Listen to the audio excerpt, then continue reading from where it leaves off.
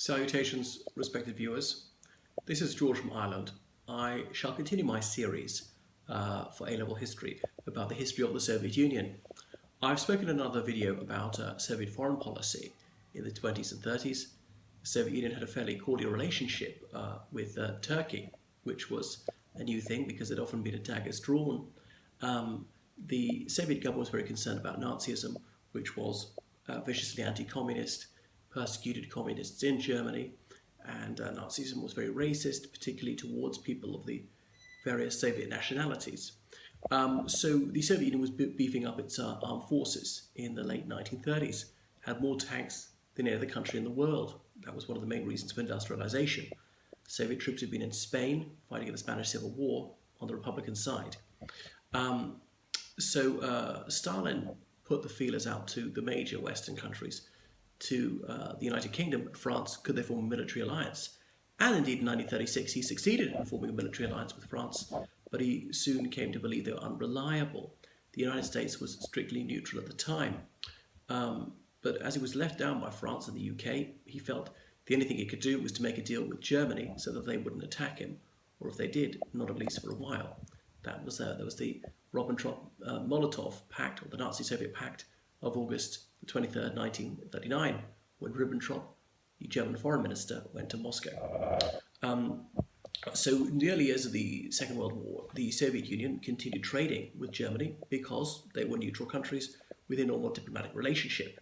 And Churchill became British Prime Minister in 1940. He'd made no secret of his total hostility towards communism, his wish to strangle communism at birth.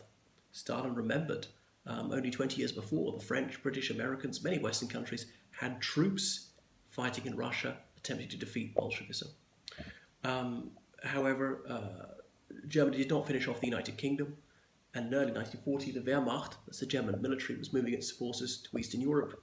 The Lucy spy ring in Switzerland was tipping Stalin off. He felt that there were disinformants feeding him bogus information, that the British were desperate to get the Soviets to fight against Germany because the British were losing against Germany, and there was a certain logic to that case. But Stalin just disregarded the evidence he found unpalatable that German troops were massing on his frontier. So in early 1941, the Wehrmacht had withdrawn from Western Europe, not totally obviously. Operation Sea Lion, the German plan to invade the United Kingdom, had been postponed sine die. It was questionable whether Berlin ever planned to carry this into effect. The invasion of the UK was shelved. Perhaps it was just a blind to deceive everyone as to their true intentions, which was the conquest of the Soviet Union. Hitler had long stated this in black and white. In his book, Mein Kampf, which he published in 1924, he wrote, "We must end the perpetual German march to the west and turn our eyes to the east, principally towards Russia and the border states subject to her." However, Hitler contradicted himself all the time, just like Trump.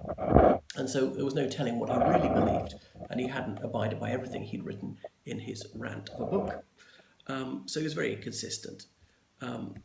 Hitler's detestation of communism and his racial animus appear to have been genuine, despite Hitler having briefly being a communist in 1919. He assured people he'd always battle against Marxism. Indeed, his acolytes would goose-step around German cities, holding up banners with the legend, "Death to Marxism." And his anti-communism and his anti-Semitism elided Marx being Jewish by ethnicity, if not by upbringing. And so by defeating this ideology, the Nationalist Socialists felt they'd kill two birds with one stone. Hitler was the Führer of the German people and Reich, and he also wished to conquer the western portion of the Soviet Union in order to plunder its natural resources, and he viewed people as simply natural resources too. He was covetous of the grain fields of the Ukraine, the oil wells of Azerbaijan, and so forth.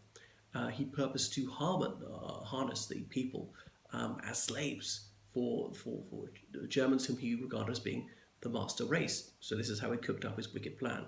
He wanted Lebensraum, living space. He was not interested in the Soviet Union east of the Urals. He said that Siberia had millions of square kilometers of tundra, which is of negligible economic value. Furthermore, he posited that as Germany had a relatively high population density, she was entitled to more land. So he tasked his staff officers with drawing up a plan for the invasion and subjugation of the Soviet Union. It was called Operation Barbarossa after a German emperor who'd fought in the East in the Middle Ages. In fact, he drowned crossing a river, so perhaps it was an inauspicious name to pick, but Hitler was an ignoramus and perhaps didn't know much about the annals of German history. So Hitler's forces were going to suffer from natural hazards and obstacles too. So in April 1941, USSR decided to rid itself of 20,000 Polish officers and various other Polish leaders. Polish undergraduates were required to be reserve officers in their university training corps. These men were taken to different locations at Katyn and Smolensk, in the western section of the Soviet Union, and over several nights they were transported to clearings and forests, and they were executed. A man called Blochin executed hundreds of them with a shot to the back of the head, perhaps the most prolific executioner of all time. There were men who were told they were brought in for an interview. They were identified so they could cross them off the list who was actually being killed, and then Vasily Blochin or others shot them. Blochin wore an apron over his uniform to stop being splashed with blood. So the NKVD officers, they had annihilated 20,000 Polish officers whom Stalin feared could be the nucleus of Polish resistance to Soviet rule in future, and the bodies were interred in mass graves. Well, if you don't believe me, the Soviet government acknowledged all this was true in 1991, just before the dissolution of the Soviet Union, and indeed the government of the Russian Federation has subsequently done so. Vladimir Vladimirovich Putin himself has said so in public statements around about 2004, when he was achieving reconciliation with Poland. So there's absolutely not being anti-Russian, no one hostility towards any nationality, just stating the plain truth. And obviously, Russians and people of other Soviet nationalities suffered horrifically at Stalin's hands as well. Let's look at the Hess peace mission. Well, the very word peace mission could be considered highly misleading. Rudolf Hess was one of Hitler's head honchos. He'd been an early comrade of his. He's thought to have written some of the more lucid passages of Mein Kampf, that's Hitler's book. Hess did not want peace overall. He wanted peace between the Third Reich, that's Germany, and the United Kingdom, so as to allow the Third Reich a free hand in its endeavour against the Soviet Union. So in May 1941, the last Luftwaffe bombing raids on the United Kingdom took place. Most of the Luftwaffe had been transferred to the east, and their squadrons were there. There were not many planes to attack the UK. That same night that the Luftwaffe suspended its bombing raids against the United Kingdom, a certain Rudolf Hess flew into British airspace in a Messerschmitt. That's a type of German plane named after its designer, Messerschmitt, as in knife smith. It's a trade name, so perhaps it's a bit of nominative determinism there, as Messerschmitt's ancestors had made something out of metal, so he did too, in his case planes. Anyhow, the guns of the Messerschmitt were greased, so Hess could not fire. He was a peace envoy. So this was proof of his specific intentions. Hess then flew over Northern Ireland, doubled back over Scotland, and he parachuted out over the United Kingdom, landing near Dungavel House in Scotland. Dungavel House was a private residence of the Duke of Hamilton, one of the most prominent noblemen in the British Isles, and he was an aviation enthusiast. He had his own private airstrip there, and supposedly the lights were lit to signal where Hess was to land, but for some reason he couldn't locate it. It was a short May night, and spotters on the coast had seen Hess's plane coming, signaled to the RAF, signaled to the anti-aircraft gunners whether they're going to shoot it down, but they didn't, curiously. Why? Was he expected? So Hess appears to have had a bee in his bonnet that the Duke of Hamilton was the most influential people in the British Empire, which was bonkers. Hess was fanatically loyal to Hitler and decidedly lacking in initiative. Could he really have done this of his own accord? He seemed incapable of doing such a thing. Hess, for example, had married when Hitler had ordered him to do so, and indeed he'd named his only child Adolf. Adolf Hitler, of course, was the godfather of Rudolf Hess's son. So when Hess flew to Great Britain, people said that the Führer was livid and refused to ever meet Hess's wife ever again, and Hitler had been fond of her. No suggestion of an extramarital liaison between them. If he was really furious, wouldn't he have dispatched them to the concentration camp? Because that's what he did with the families of people who did far less. So was he really a traitor? And so what really happened here? If Hess did not receive an order from Hitler to fly to the United Kingdom to open negotiations with the British, was he tricked by others? Was Hess tricked by others into believing that Hitler wanted him to do so?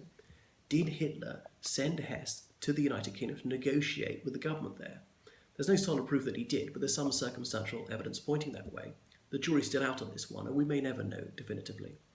It's likely that some of the British establishment, as well some of the populace who wanted out of the war, that the UK appeared to be losing. Now people said, oh, we had a bulldog spirit, our spirits never flagged and all that, we were absolutely determined, we were resolved to fight to the bitter end, but that's largely wartime propaganda and being nostalgic afterwards.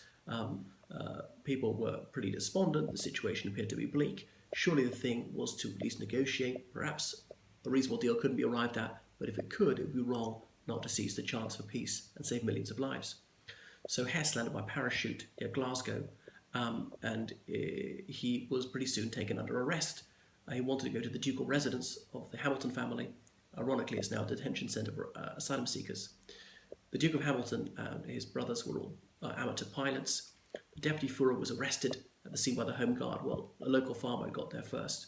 Hess was then interviewed in German by a Polish army officer. Lots of the Poles who'd escaped to the UK were stationed in that location at the time. The British Home Guard were unable to comprehend the conversation, therefore, as it took place in the German language. Hess spoke fluent English. Why did he choose not to converse in English with the British guys there? So he wanted to keep something secret.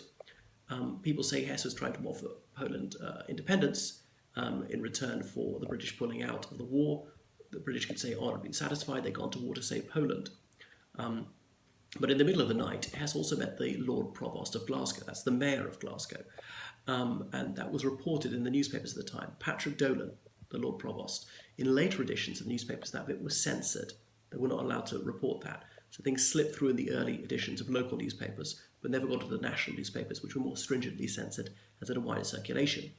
Dolan was a member of the Labour Party. He'd campaigned strongly against the First World War, and he'd been locked up for it. However, in the Second World War, this former peacenik became a stalwart of the anti-fascist cause. Indeed, he was later knighted for anti-fascist activism. But yet, seemingly, Dolan was eager to come to terms with the Third Reich.